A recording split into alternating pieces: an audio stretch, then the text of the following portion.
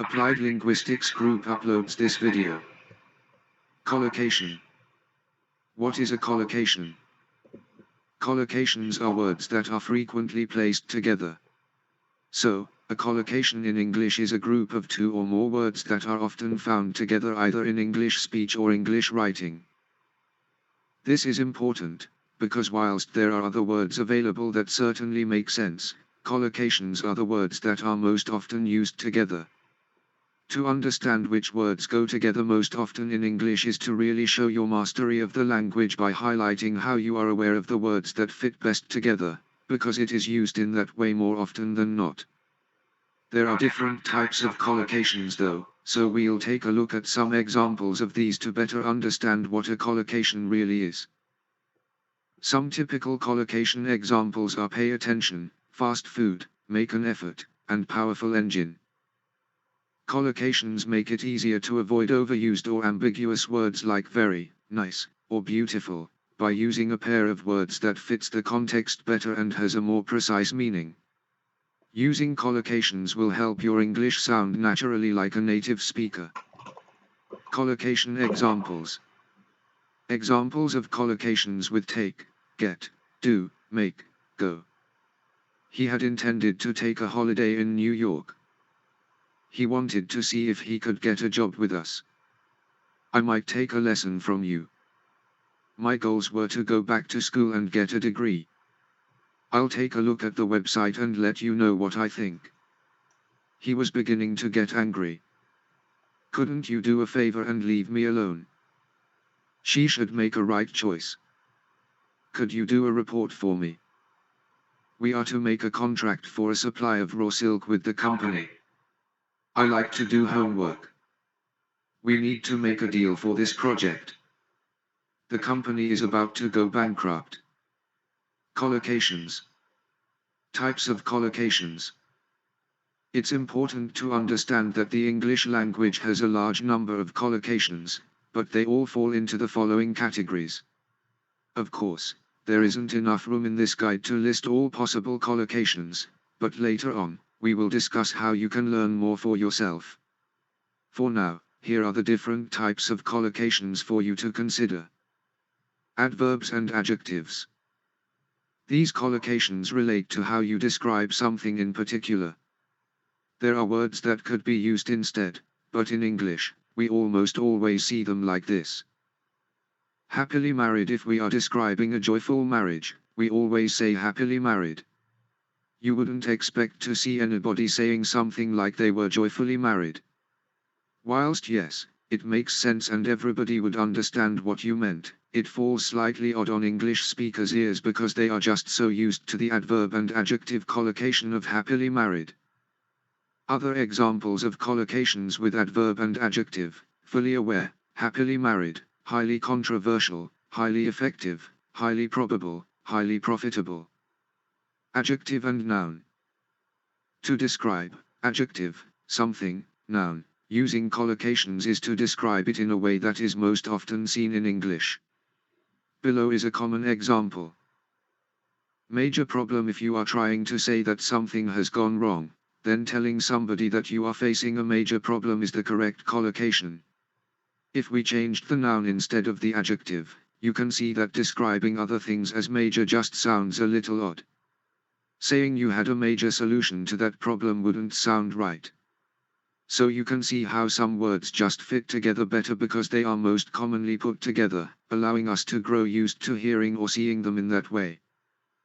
Collocation examples with adjectives and nouns: internal injury, internal organ, irreparable damage, joint account, just cause, key issue, key role. Noun and verb. When attributing a verb to a noun, some phrases are just more often combined than others, so this forms a collocation because we become used to seeing the words combined. Lions roar. When describing what a lion does in an aggressive fight, for example, you would expect to see it being described as a lion's roar. Whilst you could say lions shout or even bears roar, it's less common because they just aren't put together and it will sound a little odd. Verb and noun. This is just the combination above but with the verb first and the noun second. There are phrases here that make more sense when combined together than others. Booming economy. If you are trying to express how a country's economy is doing really well at the moment, then you can say that the country has a booming economy. To say it had a flourishing economy would make sense, but it just isn't seen often enough for people to know instantly what you were talking about. After a little thought on the reader or listener's side, they would understand the meaning, but when talking or writing, our key objective should be to get our point across clearly. Other examples of collocations with verb and noun: go on a date, go on a picnic, go on foot, have a fight, have a fit, have a game, keep quiet, keep records. Verbs and expressions with prepositions. This is slightly more complicated, but it's just a way of expressing how something was done. It gives slightly more information than simply saying someone was scared, etc. Here's an example of a collocation using this combination of words. Filled with horror. This tells you that somebody was scared, but by using the verb filled and the preposition with to express their horror or fear. If you wanted to describe how somebody was feeling worried, you wouldn't expect to see somebody saying they were filled with nervousness. Examples of collocations with verbs and prepositions: allow for, apologize for, ask for, object to, pray to, prefer to. Verb and adverb. A collocation made up of a verb and adverb is a collocation that describes how something was done again, but without the use of prepositions. Cry hysterically. If somebody is really upset, they could be said to cry hysterically, but you wouldn't expect to see somebody said to cry frantically or hear of somebody who was said to smile hysterically, because it just isn't common. More collocation examples with verb and adverb: go far, go first, go upstairs, guess correctly, hit hard, judge harshly, know well. Noun and noun. Again, these nouns are the ones placed together most often to form a collocation. Sense of pride. If somebody is proud of somebody else, then they could be said to have a sense of pride. If we try changing the second noun, you can see how this doesn't work as well, because it's not something we are used to seeing. Describing somebody as having a sense of shame when they feel embarrassed by somebody's actions is just not commonly used, even if it technically makes sense. More examples of collocations with noun and noun: core values, corporate finance, cottage industry, creation science, credit bureau, credit union. Other types of collocations. Adverb and adverb: only, just, pretty well, quite a lot, quite enough, quite often, right away. Adverb and verb: badly damaged, deeply rooted in, never knew, quite agree. Adjective and preposition: comfortable with, concerned with, nasty of, nervous of, nice of, furious about, guilty about. Noun and preposition: date with, dealing with, difficulty with, debate on, information on, hold on. Collocations examples in sentences.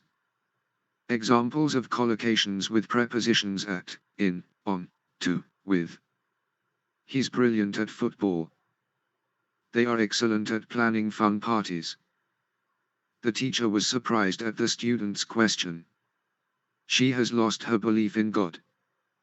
There was no change in the patient's condition overnight. I need some lessons in how to set up a website. I congratulate you on your new job. I insist on Peter studying every day for 2 hours. Can we rely on this old car to get us there? I feel very proud to be a part of the team. People are scared to use the buses late at night.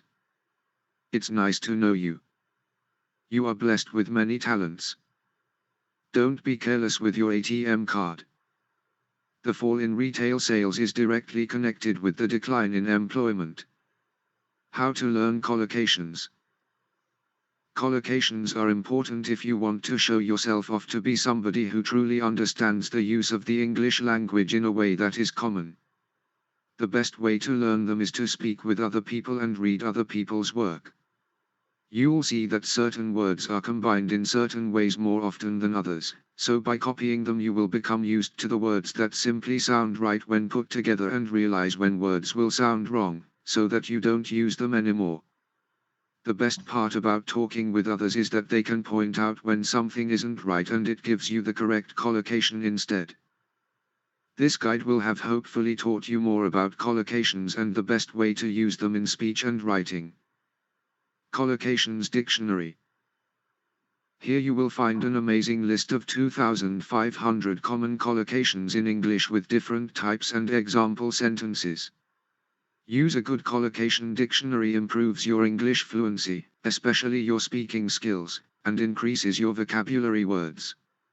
If you need PDF copy we can send you, but you have to send us a request at our Applied Linguistics Group YouTube channel, or Facebook. Ask a question. What is your question? Dr. Khalid Malik will answer when you reach YouTube comments or Applied Linguistics Group via YouTube or Facebook, or LinkedIn. Dr. Khalid Malik is the founder of Applied Linguistics Group's https://youtube.com/@1966 Pakistani. About the author. Dr. Khalid Malik has a PhD in Applied Linguistics. He published more than 25 research papers. He taught a lot of foreign universities with vast English teaching experience. Now, at present, he is admitted to a postdoctoral study project at a Canadian university on the topic of language variations.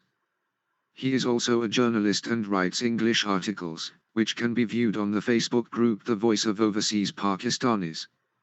Interested students in BS, MS, MPhil, or PhD in English linguistics, applied linguistics, TESOL, ELT, or English literature can join his YouTube Applied Linguistics Group for a free education guide for linguistics students.